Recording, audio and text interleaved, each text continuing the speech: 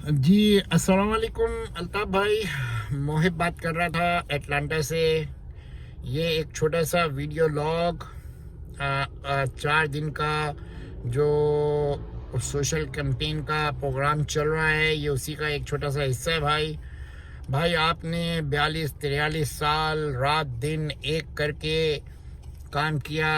आज उसी का ये एक है कि हम लोग बहुत जल्द सिंधु देश हासिल करके रहेंगे इंशाल्लाह। भाई आपकी मेहनत, आपके लेक्चर, आपने जितने लेक्चर दिए, आज वही लेक्चर ये सारे सियासतदान रिपीट कर रहे हैं। वही बातें जो आपने कही, वही बातें अब ये कह रहे हैं अपनी ज़बान में। भाई आपका 42 साल तजुर्बा सियासत का, उसके आगे सब लेट गए भाई।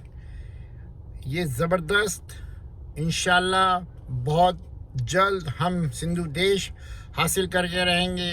बहुत जल्द इन जर्नल और कर्नलों को इंशाल्लाह अपने मुल्क से निकाल के बाहर फेंक देंगे। वो दिन दूर नहीं कि अब हमारा टाइम आ गया है। इसी के साथ भाई मैं आपसे इजाज़त चाहता हूँ। अस्सलाम वालेकुम।